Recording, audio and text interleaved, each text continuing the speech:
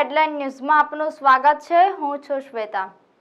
ભરૂચમાં બિન ખેડૂતને ખેડૂત બનાવવાના કૌભાંડનો કિસ્સો સામે આવ્યો છે। આ મામલે અંકલેશ્વરની એક મહિલાએ તેના નામનો દુરુપયોગ કરી ખેતીની જમીનનું કૌભાંડ આચરવામાં આવ્યું હોવાનો આક્ષેપ કર્યો છે।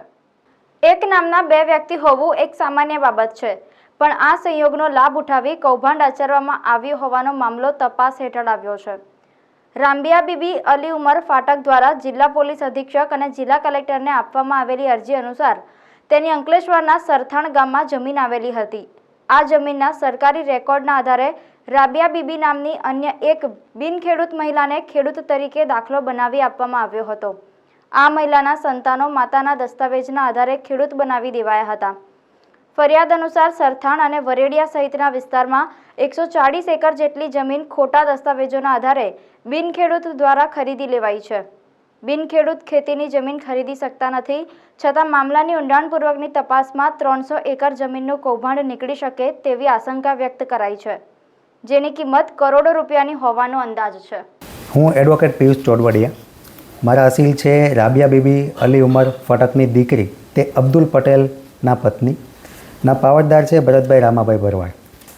આજે મારા મૂળ અસીલ છે તેઓ મોજે ગામ કહાનના બ્લોક નંબર 59ની જમીન ધારણ કરતા હતા અને આ રાબિયા બીબીના નામ જેવું જ બીજું નામ ધરાવનાર વ્યક્તિ એક બીજા રાબિયાબેન, એના વારસોને ખોટા ખેડૂત ખાતેદાર બનવું હતું। એટલા માટે મારા જે અસીલ છે રાબિયા બીબી, એના નામનો ખેડૂત ખરાઈનું પ્રમાણપત્ર મેળવી એને આધારે સૌપ્રથમ સરથાણ ગામની જમીન ખરીદી અને સરથાણ ગામની જમીનમાં જે નોંધ પડી એમાં આ જે અસલ મારા અસીલ જે રાબિયા બીબી છે તેમના ખેડૂત પ્રમાણપત્રનો ઉપયોગ કર્યો।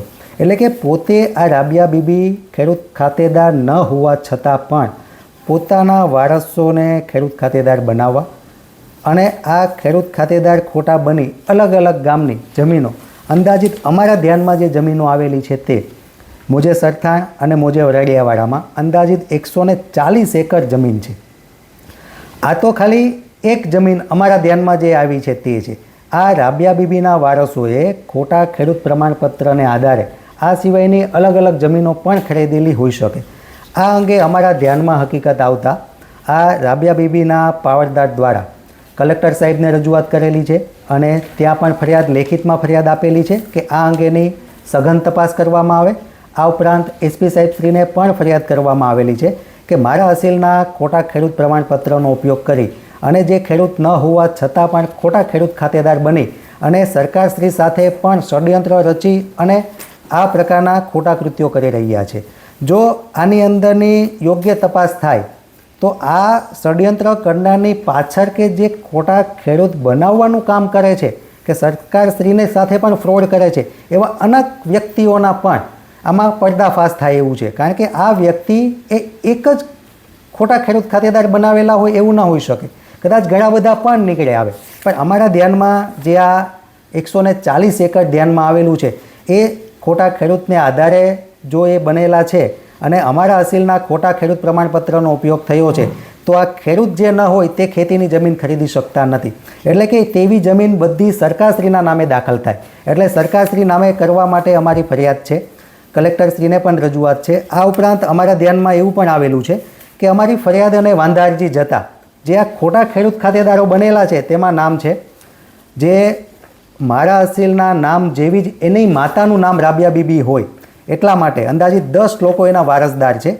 અનવર મોહમ્મદ સિદ્દીક, ઘાંચી યાસીન અબા મોહમ્મદ ગઢિયા, ઘાંચી અકરીમ ઇબ્રાહિમ ગઢિયા, ઘાંચી હારૂન ઉમર ગઢિયા, નજબા બાનુ સફરાજ વાઘ બકરીવાલાની વિધવા, આયશા બાનુ સફરાજ વાઘ બકરીવાલા, જુવેદ સફરાજ વાઘ બકરીવાલા, આજમ સફરાજ વાઘ બકરીવાલા, આરિફ સફરાજ વાઘ બકરીવાલા, અફઝલ સફરાજ વાઘ બકરીવાલા, આ લોકો ખોટા ખેડૂત ખાતેદાર બનેલા છે। અને અમારી વાંધા અરજી અને આવી બધી ફરિયાદો એના ધ્યાનમાં આવતા ઝડપથી આ બધા ખેતીની જે જમીનો છે એને બિનખેતીમાં તબદીલ કરવા લાગેલા છે કે જેથી બિનખેતી એક વખત જો થઈ જાય તો પછીનું ટાઇટલ કોઈ ચેક ના કરે એટલા માટે। પણ અમારી કલેક્ટરશ્રી સમક્ષ પણ અમારી રજૂઆત પેન્ડિંગ છે અને અમારી લેખિત ફરિયાદ પણ અપાયેલી છે કે જો આ અંગે યોગ્ય તપાસ કરવામાં આવશે તો આ બિન ખેડૂતોની તમામ જમીન સરકારશ્રી થશે, જેથી ઊંડાણપૂર્વક તપાસ થાય તે અંગે અમારી માંગણી છે।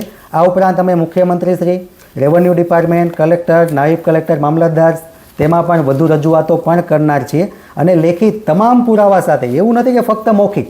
આ રાબિયા બીબી જે ઓરિજિનલ છે તે જે મૂળ જમીન ધરાવતા હતા અને એના ખોટા પ્રમાણપત્રનો જે ઉપયોગ થયો છે તેના પુરાવા સાથેની અમારી ફરિયાદ છે. એટલા માટે જો યોગ્ય તપાસ કરવામાં આવે તો આની પાછળના જે પડદા પાછળના પણ ખેલાડીઓ છે તે પણ બહાર આવશે અને આમાં ખૂબ મોટું રેકેટ પકડાય તેવી પણ શક્યતા છે.